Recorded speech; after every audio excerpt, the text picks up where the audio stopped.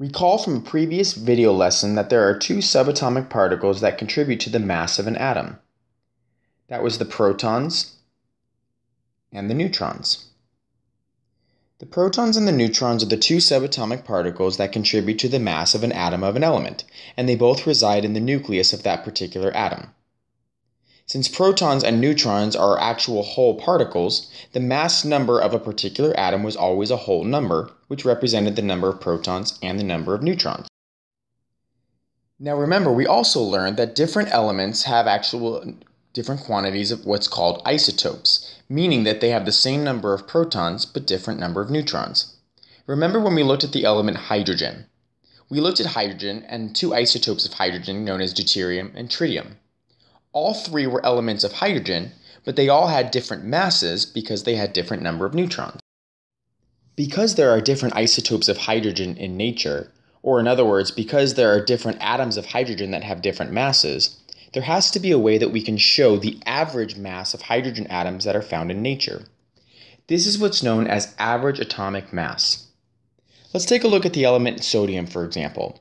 If you were to look at sodium on the periodic table, you would notice there are two numbers that are on the element. The number 11 is a whole number. This represents the atomic number, or the number of protons for a sodium atom. Every sodium atom, no matter what isotope it was, would always have 11 protons. However, you'll notice the other number is a decimal number. This decimal number stands for the average atomic mass. In other words, it's saying the average masses of all the sodium atoms that are found in nature would have a mass of approximately 22.99. That doesn't mean that any one atom of sodium is going to have a mass of 22.99, because remember, mass comes from a number of protons and neutrons. However, if you take all the atoms in existence and look at their abundance for sodium, the average atomic mass for sodium would be about 22.99. Now, how do we come up with these numbers in calculation? Let's take a look at an example. Let's look at carbon. There are three common isotopes for carbon. There's carbon-12, carbon-13, and carbon-14. You may be familiar with these isotopes if you've ever looked at carbon dating. Now, these are three isotopes of carbon that exist in nature. If one were to take a simple mathematical average of these three isotopes and say, all right, all three exist in nature, the average of that would just be carbon-13. However, this would be incorrect because you're assuming that all three isotopes exist in equal amounts of abundance.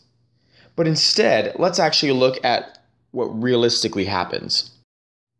More realistically, we could say that carbon-12 is about 95% of the carbon atoms in nature, carbon-13 is approximately 2%, and carbon-14 is approximately 3%.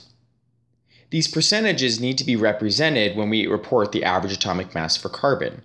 And so we take an average atomic mass using the equation we find here at the bottom in order to represent these abundances. So what we're going to do on the remaining two slides is we're going to do some average atomic mass examples to give you a chance to see how this is worked out in calculation. Before we do so, I would just like to point out a few things.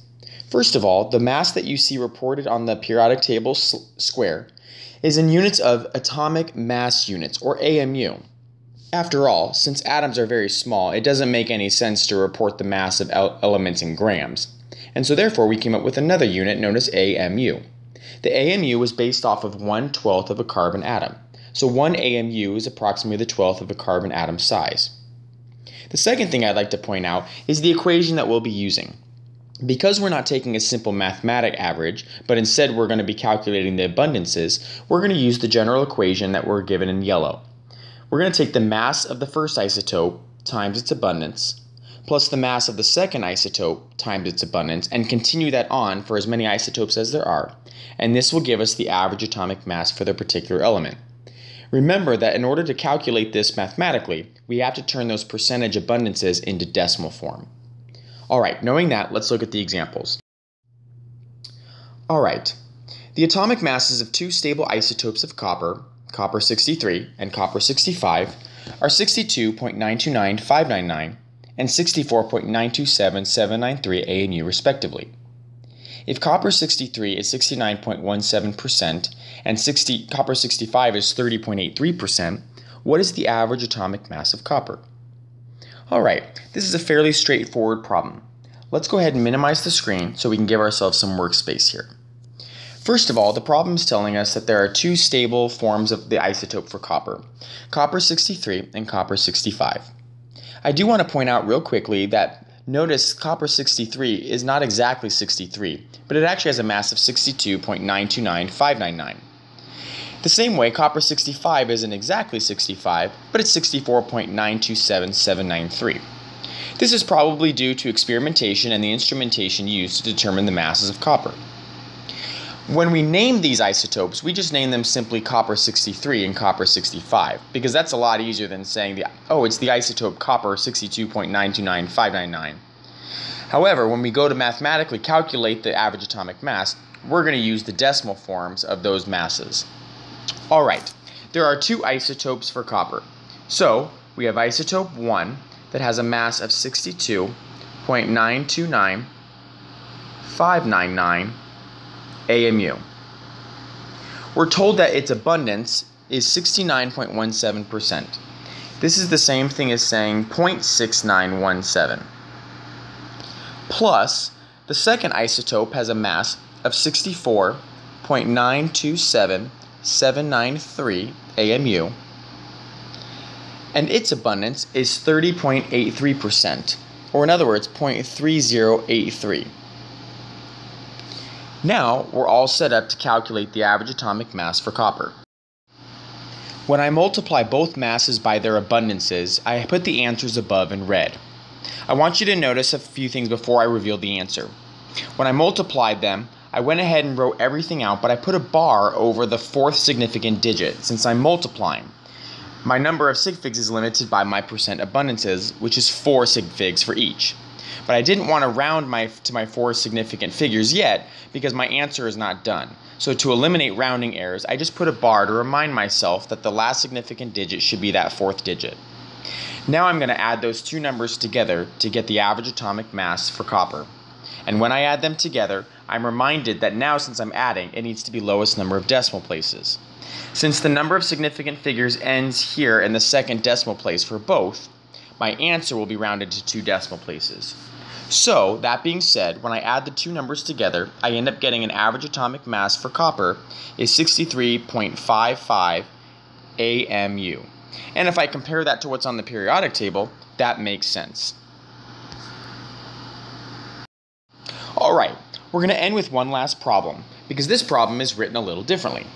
The atomic masses of chlorine-34 and chlorine-36 are 34.0578 AMU and 36.0147 AMU respectively. Calculate the natural abundance of these two isotopes. The average atomic mass of chlorine is 35.4527 AMU. Alright, in this problem, it's set up a little bit differently. Notice that it's giving us the masses of both isotopes, as well as it's giving us the average atomic mass that they all should equal at the very end. So now this question is actually asking for what is the natural abundance, or in other words, what's the percentage for each of those two isotopes. So let's go ahead and set the problem up with what we're given. The mass of the first isotope is 34.0578 AMU. I do not know the abundance, and so I'm going to leave that spot blank for now. Plus, the mass of the second isotope is 36.0147.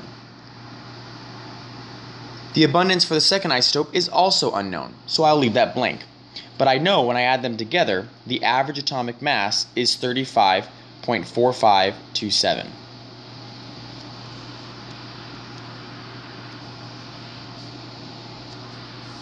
Alright. Now, you may be wondering how to solve this problem. After all, we have two unknowns, the abundance for isotope 1 and the abundance for isotope 2. However, there is a trick to solving this problem. If there was more than two isotopes, the problem would actually be unsolvable. However, since there are only two isotopes, we're in luck, because we know the abundance of both of these have to equal 100%, or in decimal form, they have to equal 1. For example, if we were able to figure out that the abundance for the first isotope was 0.6, for example, we would know the abundance for the second isotope would have to be 0.4, because these together have to equal 1 because of the 100% abundance. that being said, that's going to be a huge help in solving this problem. So here's what I'm going to do. I'm going to designate the abundance for isotope 1 as the letter X. And then the abundance for isotope 2 I know has to equal 1. So it's going to be 1 minus X. Because whatever X is, added together to this over here, would have to equal 1. At this point, the chemistry is done, and literally all that's left is algebra. So take it slow to make sure you don't make any mistakes. So let's go ahead and start to simplify this problem. If I multiply this first part right here, I end up simply just getting 34.0578x. I left off the AMU just to make things easier for us. The next part is right here, and I have to factor in the 36.0147 to the 1 as well as to the minus x. So the first thing I get when I do that is just the number 36.0147 minus 36.0147x, and that is equal to 35.4527. Alright, let's try to clean some of this up now. What I'm going to do is I'm going to take my two x terms, which are right here, and I'm going to combine them. And so just so you can see visually what I'm doing,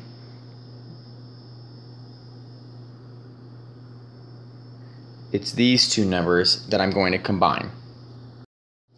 Now when I do that, I get a negative number. Don't freak out, just keep going with the rest of the problem. I get negative 1.9569x, and then what I'm going to do is I'm going to take this whole number right here with no x term, and I'm going to move it over here. I'm going to do so by subtracting 36.0147 from both sides. As I do that, it's going to cancel out those terms, and I'm going to end up getting a number on the right side that will also be negative, which turns out to be negative 0.562. Now, hopefully you're starting to see a little light at the end of the tunnel. If I divide both sides by negative 1.9569,